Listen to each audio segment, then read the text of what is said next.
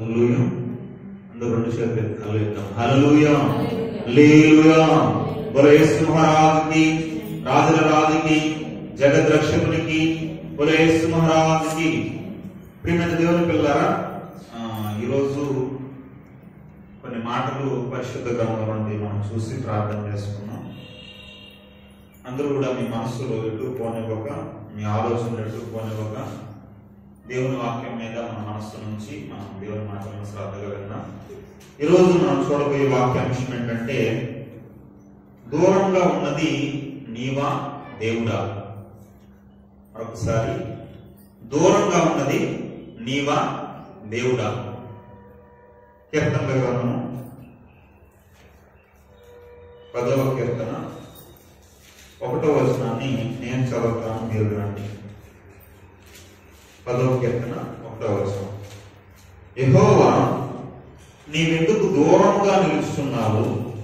ఆపత్కాలములో నీవెందుకు దాగి ఉన్నావు?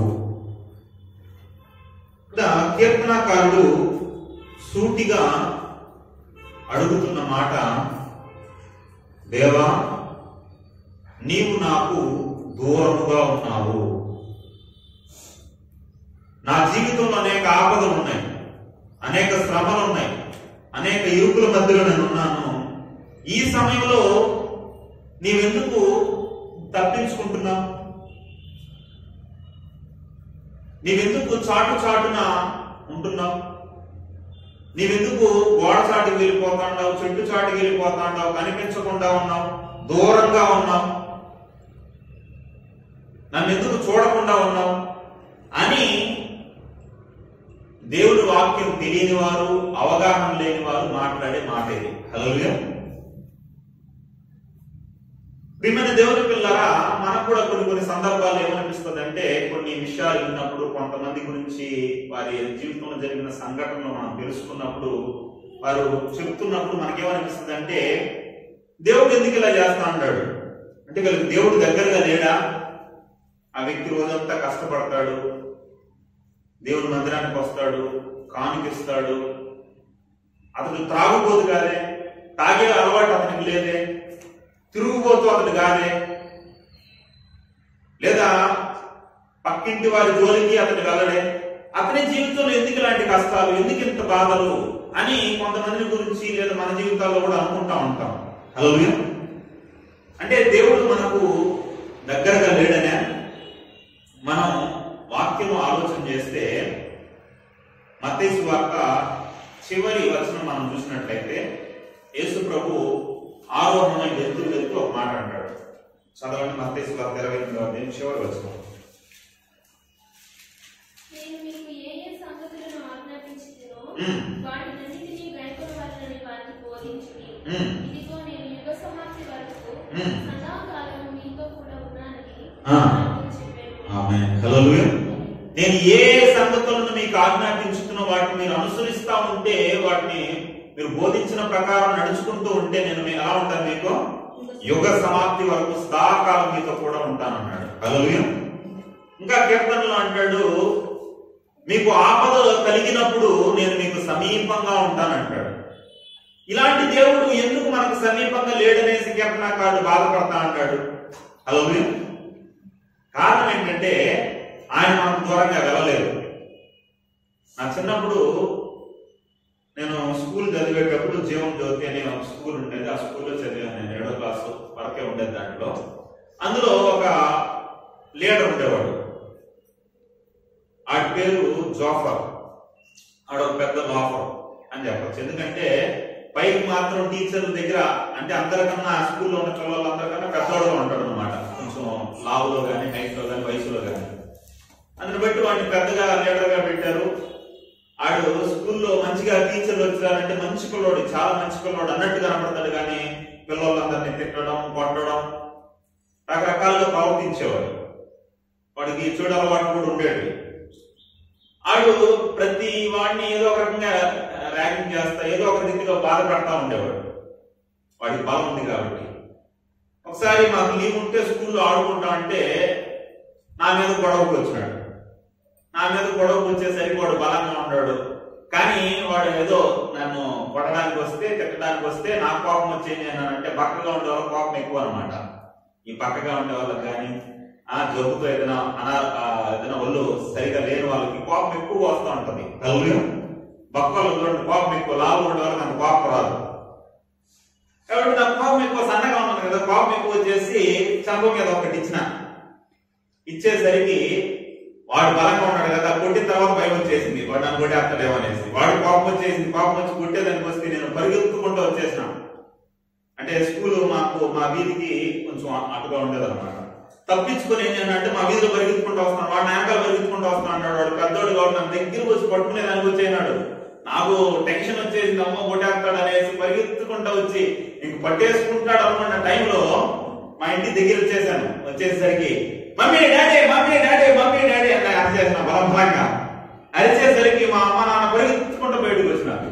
వచ్చేసరికి ఏం జరిగింది అంటే వాడు కొడతా అంటాడని వెనక్కి చూపిస్తే వాడు లేడు. అసలు వెనకాల ఉన్నాడు అనుకున్నా, వెనకాల ఉన్నాడని చూపిస్తే వాడు లేడు. మొత్తానికి మా అమ్మ నాన్న వచ్చేది నేను గమనించలేదు కానీ వాడు గమనించినట్టున్నాడు. ఆ శబ్దాన్ని వినో వాళ్ళు వస్తాడారని తెలుసుకొని ఏం చేయడాడంటే వాళ్ళ చాటు నేను పోయి దాముకునే అన్నాడు. అసలు దాముకునేసరికి ఎవడురా పట్టడానికి వచ్చిందే అని వీధిలో మా నాన్న అంటా ఉంటే వాడు ఎవడోడు వీడున్నాడు, వాడు వచ్చి రోజు ఇచ్చేస్తాడు అని చెప్పేసరికి రేపు స్కూల్కి వస్తా కదా అన్నాడు. లోపలికి వెళ్ళిన తర్వాత ఎందుకు వచ్చిందిలే నాకు భయం వేసి వదిలేటట్టు స్కూల్కి రావట్లే అని చెప్పేసి నేను స్కూల్కి వెళ్ళాను. కల్లాతో ట్యూషన్కి వెళ్ళేసరికి వీడు ఇవన్నీ విన్నాడు కదా, స్కూల్కి వస్తాడు వాళ్ళ నాన్న విన్నాడు కదా. వాడు రోజు రేగి అనేవాడు వచ్చి వదు నేను నన్ను కొట్టినాను కదా, మీ అమ్మ నన్ను వస్తాడన్నా, రావద్దని చెప్పురా రే, ప్లీజ్ రా అని అడుగుతాను అన్నాడు. అది నాకన్నా పెద్దోడు, అది నిజంగా చాలా చెడ్డోడు, చాలా అంటే చాలా చెడ్డోడు. ఆ పిల్లలు కూడా మన స్కూల్లో కూడా అలాంటి వాళ్ళు ఉంటారు, వాళ్ళని బాగా గమనించాలి. లేకపోతే ఆ పిల్లలను బట్టి మిగిలిన పిల్లలు చెడిపోతూ ఉంటారు, వాళ్ళు ముద్దోళ్ళు అయిపోతూ ఉంటారు. అవి అలా భయపడిపోయినాడు. అప్పుడు నాకు అర్థమైంది ఏంటంటే మా నాన్న అంటే వీడికి భయం. మా నాన్నని చూసాడు కాబట్టి వీడికి ఏమొచ్చింది, భయం వచ్చేసింది. మా నాన్నని ఎప్పుడైతే నేను సమీపించినానో, మా అమ్మని ఎప్పుడైతే నేను సమీపించినానో వీడేం చేశాడు, భయపడి దాముకున్నాడు. ఇప్పుడు భయపడతా అన్నాడు. నేనేమన్నానంటే మధ్యాహ్నం వస్తారంట అన్నాడు. మధు చెప్పదరా అనేసి నేనేం అంటున్నారా, నేను అసలు కొట్టరా, ఏం చేయరా అనేసి ఓ అని బాగా ఇచ్చేసినాడు. అంటే ఒక భూ సంబంధమైన శత్రువు మా నాన్న దగ్గరకు నేను వెళ్తే ఏం చేశాడు, వాడు నన్ను భయపడి దాముకున్నాడు. వాడు బలవంతుడైనా. ఇప్పుడు నాకు అర్థమైంది ఏంటంటే పెద్ద అయిన తర్వాత ఆ సందర్భాలన్నింటినీ కలుసుకున్నప్పుడు దేవుణ్ణి కూడా నీవు సమీపిస్తే సాతాను కూడా ఏం చేస్తాడమ్మా, వాడు గర్జించు సింహం వలె ఎవరిని మింగదనా అని తిరగతా ఉన్నాడు. అలాంటి వాడి దగ్గర నుండి నువ్వు దేవుణ్ణి సమీపిస్తే వాడు ఏం చేస్తాడంటే నీ దగ్గరకు రాలేడు. నీవు వాడిని సమీపిస్తే దేవుడు నీకు దూరం అవుతాడు, నీవు దేవునికి సమీపిస్తే వాడు నీకు దూరంగా ఉంటాడు. కాబట్టి మనం ఏం చేస్తామంటే ఇక్కడ మెయిన్ పాయింట్ ఏంటంటే కీర్తనకారుడు అనుకుంటున్నట్లు దేవుడు దూరంగా లేడు, దేవుడు తప్పించుకొని తిరగడం లేదు, దేవుడు చాటును దాముకోవడం లేదు. మన పాపాలను బట్టి, మన అతిక్రమాలను బట్టి, మనం చేస్తున్న కార్యాలను బట్టి ఆయనకు మనమే దూరంగా ఉన్నాం. ఆయన ఎప్పుడు కూడా దూరంగా లేడు. ఆయన సన్నిధానం నుండి మనం ఎప్పటికీ అక్కడికి పారిపోలేం. ఎందుకంటే ఇప్పుడు రాజు దగ్గరికి వెళ్ళాము, రాజు ఏదో పని చెప్పాడు, అది మనకు నచ్చలేదు. నచ్చకపోయేసరికి ఆ గదుల నుండి బయటకు వచ్చేసాం. బయటకు వచ్చేసినా మనం ఎక్కడ ఉంటామా, ఆయన రాజ్యంలోనే ఉంటాం. హల్లెలూయా. ఆయన సింహాసనం ఎదురు లేకపోవచ్చు, ఆయన ఎదురు నువ్వు లేకపోవచ్చు, ఆయన గదిలో నువ్వు లేకపోవచ్చు, కానీ ఆయన పరిపాలన చేస్తున్న రాజ్యంలో నువ్వు ఉంటావు ఎంత దూరం పరిగెత్తినా. అలానే మనం ఆయనకు దూరంగా ఉన్న ఆయన సన్నిధానంలోనే మనం ఉంటాం. ఆయన సన్నిధి లేని ప్రాంతం ఏది ఉండదు. నువ్వు అనుకుంటున్నావు నీ పాపాన్ని బట్టి నువ్వు దూరం అయిపోయి ఆయన నీకు దూరంగా ఉన్నాడు అనుకుంటున్నావు. హల్లెలూయా. దేవుడి మీద నిందేస్తా ఉంటాం. కాబట్టి మన ఆలోచన మారాలి. మన ఆలోచన ఏం చేయాలమ్మా, మారాలి. మనం మారం. ఏమనుకుంటామంటే ఎదురు మారాలనుకుంటా ఉంటాం. ఇప్పుడు పాలకులు ఏమనుకుంటారన్నా, ప్రజలు మారాలి అంటారు.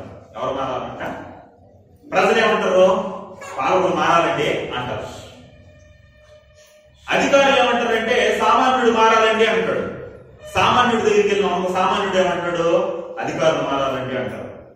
టీచర్ దగ్గరికి వెళ్ళాం అనుకో పిల్లలు మారాలండి అంటారు, పిల్లల దగ్గరికి వెళ్ళాం అనుకో టీచర్లు మారాలండి అంటారు, భార్య దగ్గరికి వెళ్ళాం అనుకో భర్త మారాలండి అంటది, భర్త దగ్గరికి వెళ్ళాం అనుకో భార్య మారాలండి అంటది, పిల్లల దగ్గరికి వచ్చిన అనుకో తల్లిదండ్రులు మారాలండి అంటారు, తల్లిదండ్రుల దగ్గరికి వస్తే పిల్లలు అంటే ఒకరు మారాలనుకుంటున్నారు. కానీ నేను మారాలి, మార్పు అనేది నాతో ప్రారంభించాలి, నేను మారితే సమాజం ఆటోమేటిక్ గా మారుతుందన్న ఆలోచన ఉండదు.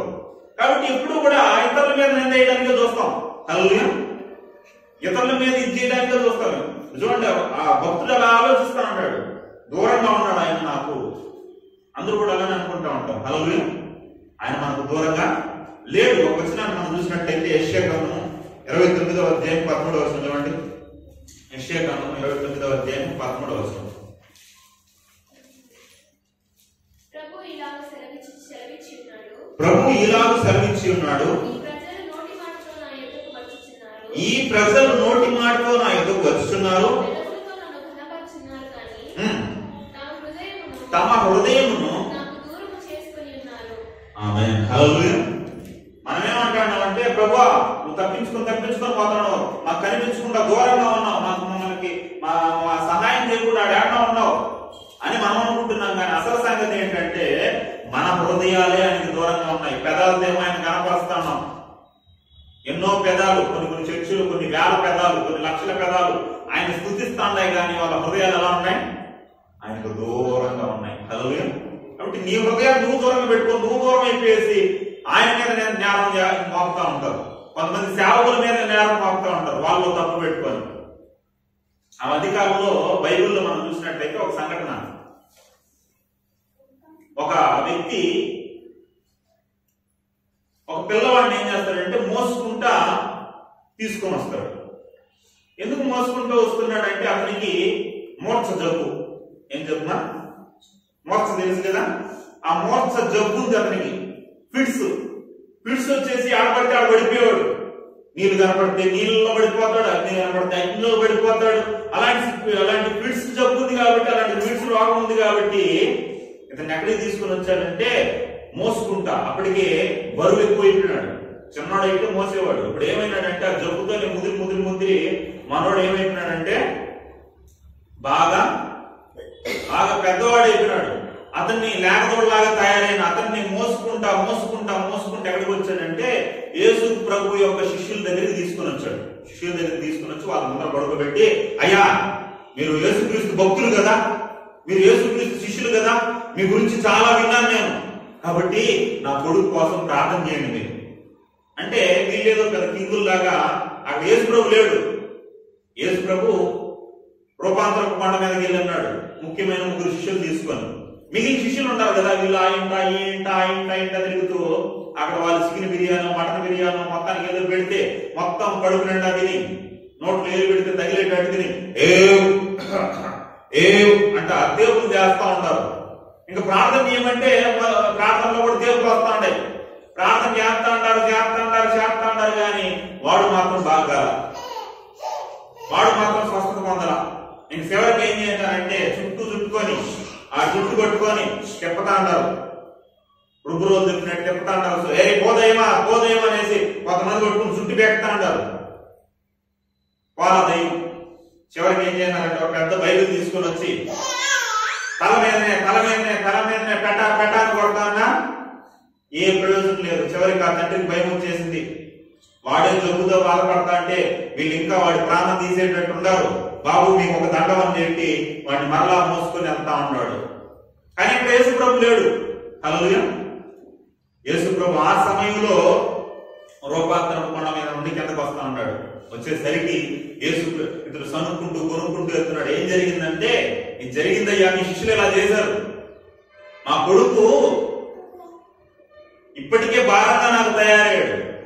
ఈ భారం కొద్దీ నేనేం చేశానంటే వీడిని ఏం చేశాను, ఎంతో డబ్బు వీడి కోసం ఖర్చు పెట్టాను, ఎంతో ధనాన్ని ఖర్చు పెట్టాను, ఎన్నో ప్రాంతాలు తిరిగాను, ఎంతో మంత్రవజ్ఞుల దగ్గరికి వెళ్ళాను, ఎంతో మంది డాక్టర్లను కలిశాను. అదేంతో సామెత ఉంది అండి, రోగం వచ్చినాడు ఏది చెప్పినా చేస్తాడు అనేదో సామెత ఉంది. అలాంటి మాత్రం నేనేం చేశానంటే ఎవరు ఏది చెప్తే అక్కడికి వెళ్ళాను.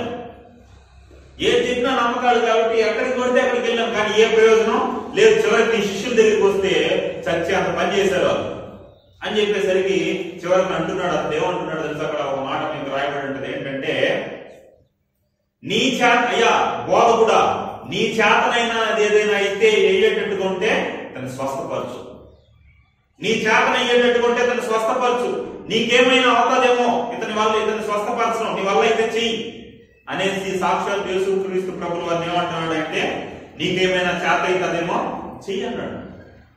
అప్పుడు యేసుక్రీస్తు ప్రభువుల వారు ఏం చేస్తున్నాడంటే ఒకే ఒక మాట చెప్పాడు, ఏమని, చెవిటి మోగ దయ్యమా అతను విడిచిపో అనేసరికి ఆ దయ్యం ఏం చేసిందని తెలుసా, అనేసి కింద పడిపోయేసి నురుగు కక్కుంటా ఆ నోట్లో నుండి నురుగు కక్కుంటా అంటే ఈ తండ్రి ఆ చుట్టుపక్కల వాళ్ళు ఏం మాట్లాడుతూ ఉంటారంటే, వాడు చచ్చిపోయినాడు, ఇంకా శిష్యుల దగ్గరికి తీసుకొని పోతే వాళ్ళేమో చచ్చి అంత పని చేశారు, ఇక నిజంగా చనిపోయేటట్టు ఉన్నాడు అనేసి ఈ తండ్రి ఏం చేస్తున్నాడంటే అలా భావిస్తా ఉన్నాడు. హల్లెలూయా.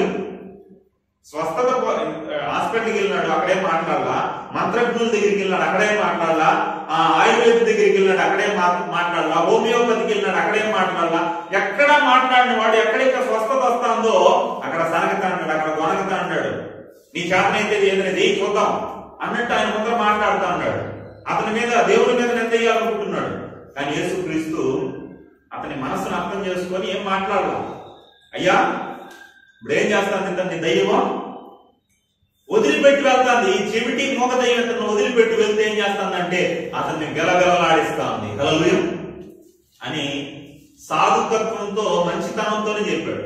ప్రియమైన దేవుని పిల్లారా, ఎందుకు యేసుక్రీస్తు అంత సాధు గుణం కలిగి ఉన్నాడంటే ఒకటే ఆయనకు తెలుసు, ఏంటంటే ఏనికి వెళ్తా అంటే ఏం చేస్తుందమ్మా, కుక్కలు ఏం చేస్తాయంటే ఏనికి వెళ్తా అంటే ఏరు పోతా ఉంటది, రోడ్లో పోతా ఉంటుంది అనుకోండి, కుక్కలన్నీ ఏం చేస్తుంది తెలుసా, హౌ హౌ హౌ హౌ హౌ మరుగుతూ ఉంటాయి. అప్పుడు ఏరుకు వెనక్కి తిరిగి మరగదండి, ఎందుకు మరగతాంటారు, మరగదు అంటదా ఏరుక. అసలు ఏం పట్టించుకోదు, పక్కన కుక్కలు మరుగుతాడన్న ఆలోచన కూడా దానికి ఉండదు. ఎందుకని అది మరగతాయే గాని అరిసే కుక్కలే గాని కరిచే కుక్కలు కాదు అవి. ఎందుకో తెలుసా, అవి ఎందుకు కరవం అంటే, అరిచే కుక్కలే కానీ ఎందుకు కరవం అంటే, నా కాలు ఎంత ఉంది, నా కాలు ఎంత ఉంది, ఏనుకాలు ఎప్పుడైనా చూసారమ్మా, అంత ఉంటది. దాని నోరు ఎంత ఉంటది, కుక్క నోరు ఎంత ఉంటది, కాలు పట్టుకుందాం అంటే పట్టుకోగలుగుతుందా, మొరగలుగుతుంది కానీ ఆ నోటితో దాన్ని కరవలేదు. కాబట్టి అరిచే కుక్కే కానీ దాన్ని నవలేని కుక్కది, కాబట్టి దాన్ని పట్టించుకోవాల్సిన అవసరం లేదనేసి ఏదో ముందుకు వెళ్ళిపోతా ఉంటది. హల్లెలూయా. కాబట్టి మన జీవితాల్లో కూడా అలా మురిగే కుక్కలు ఉంటాయి, కరిసే కుక్కలు ఉంటాయి. కొన్ని సందర్భాల్లో వీళ్ళు కుక్కలను పట్టుకొని మామూలుగా ఈ కుక్కలు ఏం చేయాలి, ఇంటి చుట్టూ కాపలాగా, కొన్ని కుక్కలు ఇంట్లోకి వచ్చేస్తా ఉంటాయి, దొంగ కుక్కలు ఉంటాయి. ఆ కుక్కలు ఏం చేస్తే తెలిసి ఏదైనా చికెన్ మటన్ ఏదైనా చేసి పెట్టింటే మనలో బయటికి వెళ్తే చాలు దొంగలాగా లోపలికి వచ్చేసి తినేస్తా ఉంటాయి.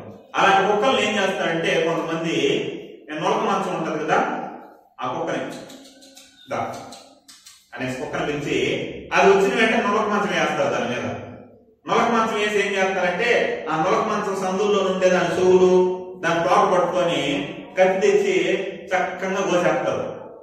కోసేసినప్పుడు ఆ కుక్క ఏం చేస్తుందా, పొయ్యి పొయ్యి పొయ్యి నరుచుకుంటా ఉంటది, అరిచి అరిచి ఆ రోజు కలిసి దాని నోరు నొప్పి వచ్చి ఇంకా నేను అరవలేను అనేసి సైలెంట్ అయిపోతుంది.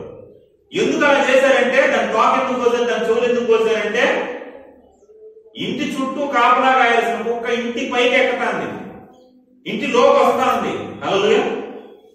కాబట్టి అలాంటి కుక్కలు ఉంటాయనేసి యేసుక్రీస్తు పట్టించుకోడు. అలాంటి వాళ్ళు ఎంతో మంది ఆయన మీద నిందలు వేసే వాళ్ళుగా ఉన్నారు.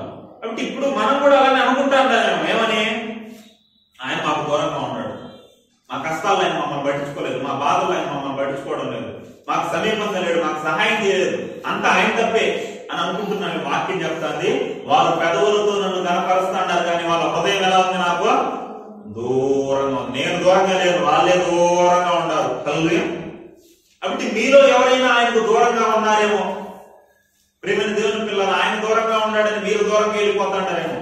మనం ఎందుకు ఎలా దూరంగా వెళ్ళిపోతాం ఆయనకి, అయ్యా బాబు నేను దూరంగా లేను, వాడు నోరు తెరవమను, నోరు తెరిస్తే ఏం కంపు, సిగరెట్ కంపు, మందు కంపు, వాడికి 2 ఫ్యామిలీలు 3 ఫ్యామిలీలు, ఈ ఇల్లు కాకపోతే ఇంకొక ఇల్లు, వాడు అలా ఎన్ని లోకాలలో కలిసిపోయేసి నాకు దూరం అయిపోయి నేను దూరమైన అంటాడేంటి?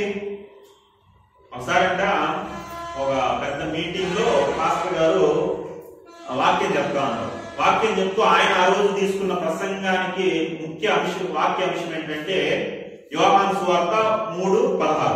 ఏమన్నమాట? యోహాను సువార్త 3:16లో దేవుడు లోకమును ఎంత, అసలు మీరు వాక్యం చూడకూడదు, దాన్ని చూడకుండా అని చెప్పిండి. అది హల్లెలూయా, ఈజీ వాక్యం, మనకు తెలిసిన వాక్యమే. ఆ వాక్యాన్ని తీసుకొని ఏం చేస్తానంటే బోధిస్తా అన్నాడంట. యోహాను 3:16లో ఏముందో తెలుసా?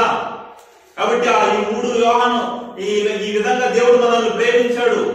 యోహాను 3:16 అని చెప్తా ఉంటే ఈయన ప్రసంగం చేస్తా అంటే మధ్యలో ఒక ఆయన సంఘ పెద్ద లేసి ఆయన వెనకాల ఊరికి గుంపును తీసుకొని వచ్చినాడు. పద పద పద అనేది తీసుకుని వెళ్ళిపోయినాడంట. ఈయన పాస్టర్ గారు ఏమనుకున్నారంటే ఏదైనా అర్జెంట్ పని ఉండి వెళ్ళిపోయినాడని, ఏదో ప్రాబ్లం ఉండి వెళ్ళిపోయినారేమో అనుకుంటే చివరిలో ఒక పిల్లోడు పక్కన ఉండే ఒక ఆయన వచ్చి ఏమంటే ఆయన మధ్యలో ఎందుకు వెళ్ళిపోయినాడు తెలుసా? ఏం మాట్లాడినాడు తెలుసా?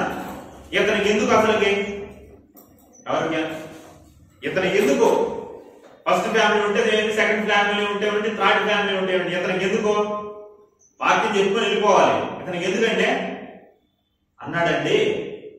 అంటే ఉంటే సేవకుడికి ఏమర్థం కాదు. ఏంటంటే నేను ఆ వాక్యం అసలు తీసుకోలేదు కదా, నేను దాని గురించి చెప్పలేదు కదా, నేనేదో యోహాను సువార్త 3:16 చెప్తా ఉన్నాను కదా అంటే ఏం లేదండి.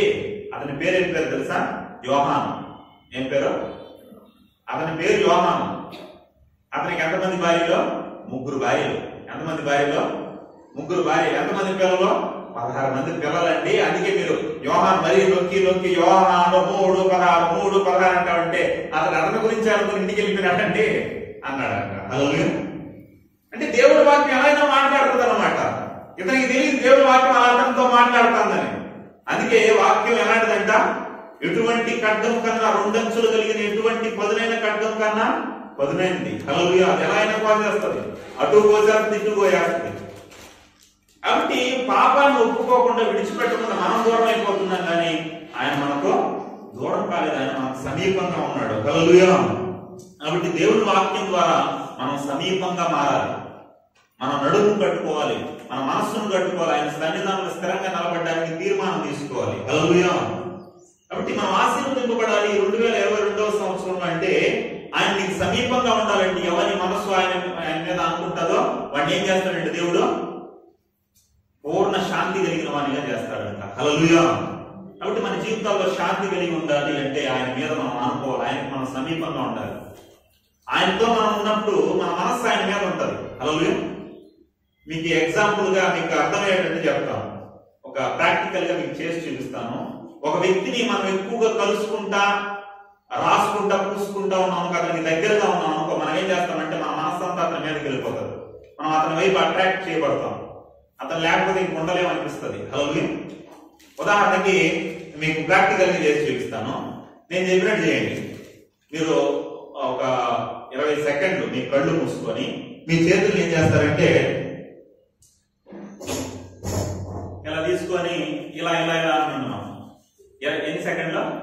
ఒక 20 లేదా 30 సెకండ్లు మీరు బలంగా మీ చేతుల్ని ఇలా ఇలా ఇలా ఇలా ఇలా ఇలా ఇలా అని 30 సెకండ్ల తర్వాత ఒక 2 ఇంచీలు అక్కడ తీసి అక్కడ పెట్టుకోండి, కళ్ళు మూసేట్టే పెట్టుకోండి. నేను చెప్పినప్పుడు వెంటనే 1 2 3 అన్న వెంటనే మీరు ఏం చేయండి అంటే మీ చేతుల్ని కళ్ళు మూసుకొని మీ చేతుల్ని ఇలా బలంగా ర్యాపిడ్ చేయండి.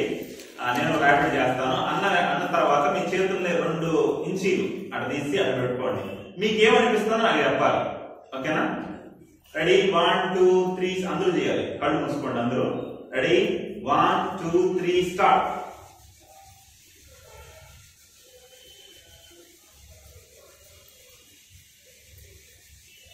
ఓకే, ఇప్పుడు తీసి కళ్ళు మూసుకొని మీ చేతులు 2 ఇంచులు దూరంగా పెట్టండి. దూరంగా పెట్టి మెల్లిగా ముందుకి వెనక్కానండి.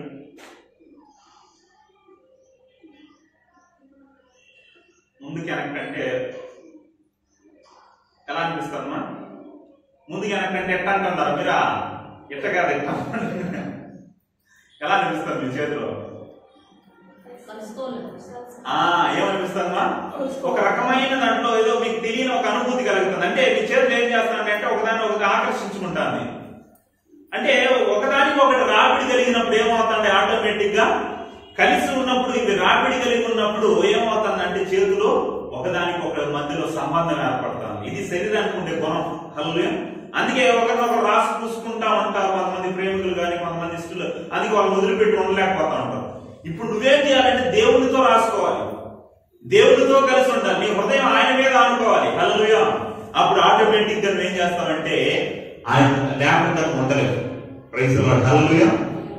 కాబట్టి ప్రియమైన దేవుని పిల్లరా, మనం ఆయన మీద అనుకోవాలి. ఆయన మీద అనుకున్నప్పుడు మనం పూర్ణ శాంతి కలిగిన వారిగా దేవుడు చేస్తాడు. హల్లెలూయా.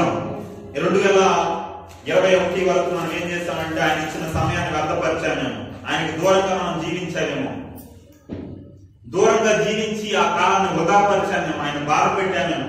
ఈ 2022లో ప్రభువా నేను నీకు సమీపంగా ఉంటాను, నీతో కూడా ఉంటాను అనేసి ఒక తీర్మానం మనం తీసుకున్నాం. ఏమా ఇప్పుడు సంవత్సరానికి ఎన్ని రోజులు? 365 రోజులు మీరు కష్టపడి శ్రమపడి ఒక విలువైన ఒక బహుమానాన్ని కొని మీ పిల్లల చేతులు పెట్టారనుకో, ఆ సంవత్సరం అంతా కష్టపడిన ఆ ధనంతో వచ్చిన బహుమానాన్ని మీ కుమారుడి చేతులు పెడితే ఆ కుమారుడు మీ ముందరనే దాన్ని నేల వేసి కొట్టాడు అనుకో, బలంగా నేల వేసి కొట్టాడు అనుకో, మీకేమనిపిస్తుంది? పోతే పోనీలేనా, సంతోషంగా ఉందని ఇంటికి వెళ్ళిపోతారా? ఏం చేస్తారు? వాడు ఈపో విమానం చేస్తారు, చీరేస్తారు వాడిని. ఎందుకంటే సంవత్సరం పాటు కష్టపడి ఒక బహుమానాన్ని తీసుకుని వచ్చి నీకు ఇస్తే ఇంత లెక్క లేకుండా కింద కొడతావు నువ్వు అంటావు. కానీ నువ్వేం చేస్తాడో తెలుసా? దేవుని దృష్టిలో ఎన్ని సంవత్సరాలు ఆయన దృష్టిలో అలా చేస్తాడో తెలుసా నువ్వు? ఏమా ఒక రోజు రావాలంటే ఏం జరగాలనా? ఒక రోజు రావాలంటే ఏం జరగాలి? కళ్ళు మూసుకుని నిద్రపోతే మా పాటికి మేము ఉంటే వచ్చేస్తుందని అంటారా? సూర్యుడు చంద్రుడు తిరగాలి, ప్రకృతి పరిభ్రమించాలి. ఈ ప్రకృతి పరిభ్రమించాలంటే, సూర్యుడు చంద్రుడు తిరిగి రావాలంటే, భూమి తిరగాలంటే దీన్ని ఎవరు తిప్పాలి? దేవుడు తిప్పాలి. దేవుడు ఈ ప్రకృతి మొత్తాన్ని తిప్పితే నీకేమవుతుంది? ఒక రోజు వస్తుంది. అంటే ఆయన ఎంత కష్టపడతా అన్నాడు, నీకు అది అర్థమవుతుందా? అంటే 365 రోజులు ఏం చేస్తాడు ఆయన?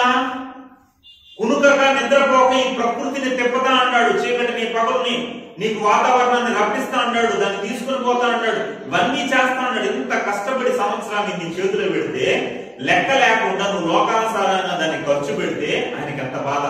హల్లెలూయా. నా కోసం నా బిడ్డ సమయాన్ని కేటాయించకుండా నేను ఇచ్చిన సమయాన్ని నా కోసం వాడలేదే అని ఎంత బాధపడతాడు దేవుడు. కాబట్టి ప్రియమైన దేవుని పిల్లరా, నూతన క్యాలెండర్ వచ్చింది. క్యాలెండర్ రావడం కాదు, క్యాలెండర్ మార్చడం కాదు. ఏం చేయాలి?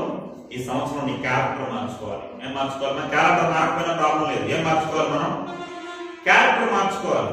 క్యారెక్టర్ మారిన తర్వాత నువ్వు క్యాలెండర్ మారుస్తా ఉన్నావు, నీకు ఎన్ని రోజులు మారినా ప్రాబ్లం లేదు. నీ జీవితంలో ఆనందంగా ఉంటావు, సంతోషంగా ఉంటావు, దేవుడు కృప నీకు తోడుగా ఉంటుంది, ఆయన నీకు సమీపంగా ఉంటాడు. నీ క్యారెక్టర్ మారకుండా నీ క్యాలెండర్ మార్చేసి ఏం ఉపయోగం? నీ జీవితంలో ఆనందం ఉండదు, సంతోషం ఉండదు, ఆయన నీకు సమీపంగా ఉన్నాడు. కాబట్టి ఈ సంవత్సరం ఏం చేద్దామంటే ఆయనకు సమీపంగా ఉండడానికి మన క్యారెక్టర్ ను మార్చుకొని మనం ఆయనకి ఇవ్వాల్సిన సమయాన్ని ఇచ్చే వరకు మనం మార్చబడి ముందుకు వెళ్దాం. హల్లెలూయా. ఎందుకంటే మనం ఆయనకు సమీపంగా లేకపోతే మన జీవితాల్లో ఏమొస్తుందంటే నొప్పులు వస్తాయి, తిప్పలు వస్తాయి. ఏమొస్తాయమ్మా? చివరిగా మీకు ఒక ఇది మాత్రం చెప్పేసి నేను ముగిస్తాను. నొప్పులు తిప్పలు మన జీవితాల్లో ఎప్పుడు వస్తుందంటే, ఆదాము గారి జీవితం ఉందమ్మా. ఆదాము ఏం చేశాడమ్మా? ఆదాము ఏం చేశాడు? తినద్దన్న పండు తినేశాడు. తినేసి ఏం చేశాడంటే దేవునికి దూరంగా చెట్టు వెనకాల దాముకొని ఏమంటాడు? నీవిచ్చిన ఈ స్త్రీ నాకు ఆ పండు తెచ్చింది, అందువల్ల బట్టి తినేనాడు. ఇది మనకు తెలిసిన స్టోరీ. అందును బట్టి ఆదాము గారికి ఏమొచ్చింది? దేవునికి దూరం అవడాన్ని బట్టి, అతను చేసిన పాపాన్ని బట్టి ఏమొచ్చిందమ్మా? తిప్పలు. ఏమొచ్చినాయి? తిప్పలు వచ్చాయి. నువ్వు నేల ఏం చేయాలి? చెమట వచ్చి సేద్యపరచాలి. అదేమిస్తుంది నీకు? గచ్చ పొదలో ముళ్ళ చెట్టు నీకు ఇస్తుంది. అంటే తిప్పలు వచ్చేసాయి. అవగారికి ఏమొచ్చేసింది? నొప్పులు వచ్చేసాయి. అవగారికి ఏమొచ్చేసాయి? ఆయనకేమో తిప్పలు, ఇంకేమో నొప్పులు, నెక్స్ట్ పాముకేమో కప్పలు. పాముకి వచ్చేది. ముందు పాముకి కాళ్ళు ఉండేవి, అది మనలాగానే మన మామూలు జంతువులాగానే జీవించేది. ఎప్పుడైతే అది అపవాదికి చోటిచ్చిందో అందుని బట్టి దాని జీవితంలో ఏమొచ్చేసినాయి అంటే కప్పలు వచ్చేసినాయి.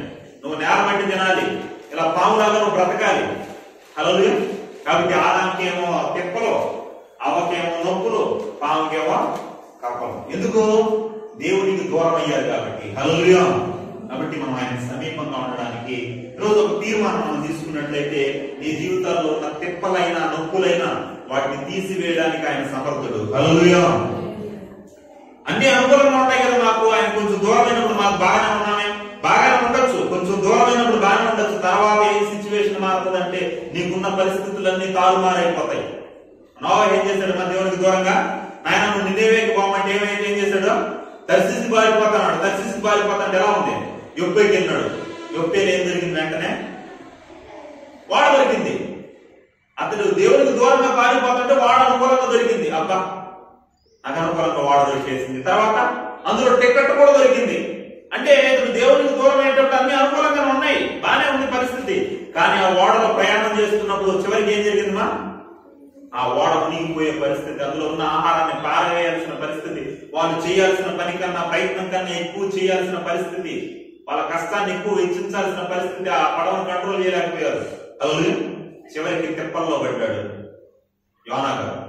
కాబట్టి మీరు కూడా తిప్పలు లేదా నొప్పులు పడుతున్నట్లయితే మన జీవితాల్లో, ఎందుకంటే మనం దేవుడికి దూరంగా ఉన్నాం కాబట్టి, 2022లో ఒక తీర్మానం, ప్రభువా నేను నీకు సమీపంగా ఉండడానికి ఒక తీర్మానం తీసుకుంటున్నాను నేను అంటూ ఒక తీర్మాన పూర్వకంగా మనం ప్రార్థన చేసుకున్నాను. నేను వాక్యాన్ని ముగిస్తున్నాను. అందరూ కూడా విన్న మాటలను బట్టి తీర్మానం తీసుకున్నప్పుడు నేను దేవుని పిల్లరా